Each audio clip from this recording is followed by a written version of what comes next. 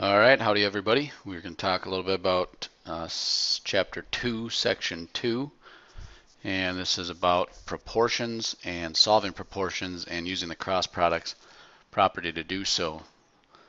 So cross products property basically says if you have a proportion, which is two equivalent ratios, then the cross products are going to be equal in that proportion. So if I take the cross products here, and this is also known as cross multiply, then the cross products are always equal in a proportion.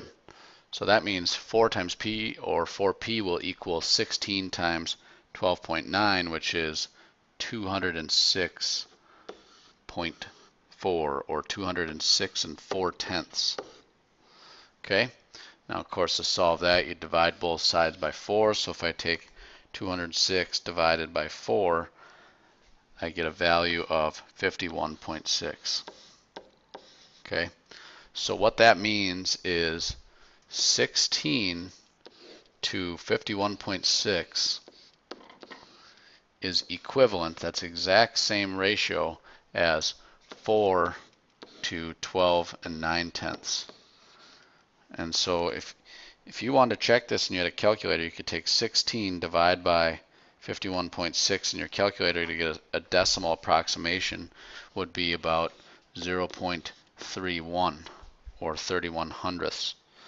And if you do that for 4 divided by 12.9, you will see that you have the same decimal, or per 100, because I'm cutting it off at hundredths approximation. So that is how you can solve a proportion. Now if we skip over to the next example, this one's a little more difficult because we have some binomials as numerators. So when I do the cross products here on number 2, I got to remember to distribute the 8 to the 4 as well as the x. So I'm going to use parentheses here just to illustrate that you can't forget to distribute that 6 or the 8 to both terms. So we have 6 times 3x minus 1. Okay, you can go ahead and distribute there. Would it be 8x plus 32 equals 18x minus 6. Get all the x's onto one side. I usually put them on the left, so they'll show up here as a combined total of negative 10x. That's if I put these 18 over there and subtract 18x from both sides, right? 8 minus 18 ends up to be negative 10. And then if I put the 32 to the other side by subtracting it, so I'll subtract 32 from both sides, I end up with negative 48.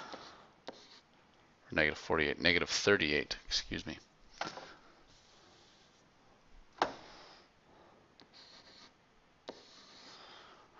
Alright, so negative 10 times what number is going to be equal to negative 38? And that looks to be, now dividing by 10 isn't too bad, you just move the decimal. But since I'm dividing two negatives, it becomes a positive 3 8/10. So if you are doing a problem like this, don't forget to distribute. Now we're going to take a look at a application problem here.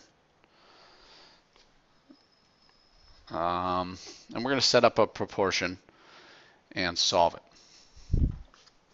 So here we have a poll taken one day before an election, showed 22.5% of voters plan to vote for a certain candidate.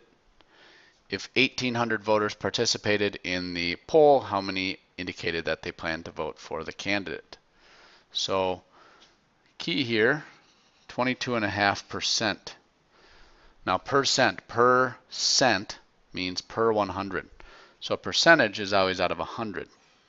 So if I take 22.5%, that means 22.5 of every 100 people are going to vote for a certain candidate. Now the question poses, if we had 1,800 people that voted total in the poll or participated in the poll, how many of them are going to vote for that candidate. So we know that if we polled 100 people, 22.5 would have said they would vote for that candidate. Well, what if we had 1,800 people? Okay, then how many of those people would indicate that they would vote for the candidate? And this is just a proportion, and you'd solve it using the cross products property. So 100 times x is equivalent to 1,800 times 22.5, which is 40,500 people. Divide that by 100, which is the same as moving the decimal over 2 places. And this would mean that 405 people would indicate that they would vote for that certain candidate. Okay. So there's 3 quick examples of some of the stuff that we're going to do in 2.2, and hopefully this helps. I will see you in class.